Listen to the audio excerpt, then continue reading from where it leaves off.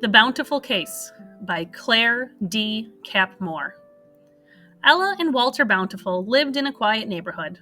Their estate was located at the top of a winding hill looking over the city below. The sun dipped below the horizon, casting a warm glow over the sprawling estate of the Bountifuls. The mansion stood as a symbol of the wealth Walter's family had amassed through generations. Walter Bountiful, a distinguished businessman, and his elegant wife, Ella, lived a life of luxury that seemed untouched by the troubles of the outside world. One summer evening, the air thick with tension, the couple found themselves entangled in a bitter argument by the pool. The two argued about the upcoming party at the home of Ella's best friend, Scarlett Homecoming. Walter disliked Scarlett and did not appreciate how she influenced Ella. Walter believed that Scarlett put ideas into Ella's head that made him look like a bad guy. He believed Scarlett to be fake and only friends with Ella because of Ella's generosity. To cool off their tempers and their bodies, they decided to go for a swim. Their conversation became less heated, but still revolved around Walter's distrust of Scarlett's motives. Ella was ready to get out after 30 minutes. Walter asked her to stay in the water with him while he continued to swim and enjoy the warm summer evening. He wasn't a strong swimmer, so he preferred having someone with him in the pool, just in case. However, Ella's quick exit from the water caught him off guard. She said she had to get ready for the party.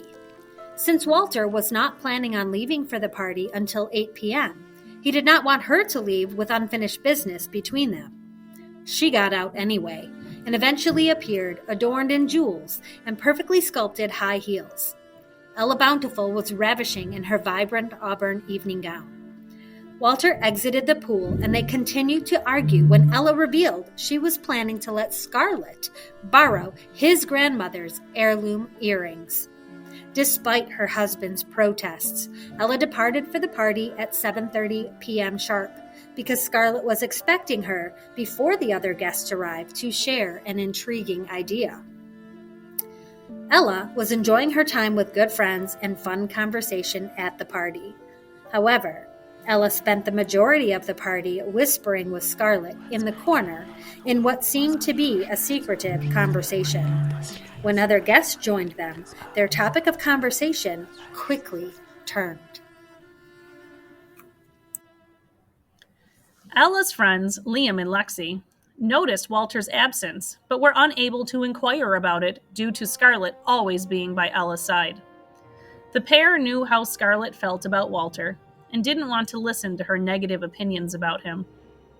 Around 9 o'clock p.m., Liam and Lexi noticed Scarlett had left Ella alone, presumably to check on the caterers, and they felt it was their time to confront Ella about Walter's whereabouts since he was an hour late. Ella brushed off the concerns and was more focused on having a good time. To appease them, she invited them over to her house after the party to continue the fun and meet up with Walter. This seemed to alleviate their concern. Then they continued to mingle with the other guests. After the appetizer hour ended around 10:25 p.m., a flustered Scarlett was next seen again whispering to Ella as servants began cleaning up the mess. Ella abruptly left the party at exactly 10:30 p.m. Liam and Lexi noticed her leaving and started saying their goodbyes. After walking around the corner and down the street to get their car, Liam and Lexi arrived at the Bountiful home about 15 to 20 minutes after Ella. Before Liam and Lexi got within 15 feet of the front door, they heard a loud and frantic commotion emanating from the pool area that was to the left of the walkway they were on. The pool was surrounded by a wall of ferns and hedges 8 feet high, making it impossible to see inside. The two scurried to find an entry point, and when they finally found a way in, they saw Ella, whose dress was dripping with water. She was standing near Walter, who was lying helpless face down on the cold concrete with what appeared to be a spilled glass near him. Upon seeing her friends, Ella called out, "Hurry! Come quick!" When I got home, I heard a splash from the pool. I raced out to find Walter at the bottom of the deep end. I pulled him out and tried to give him CPR, but he's still not breathing. Call the police immediately! Lexi called 911 on her cell phone as Liam tried to revive Walter. Ella stepped to the side, expressionless, bending over briefly to pick up what looked to Lexi like a piece of jewelry.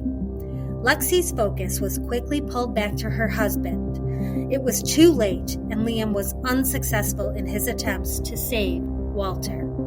The weight of what just happened finally hit Lexi, and she began to question everything she saw.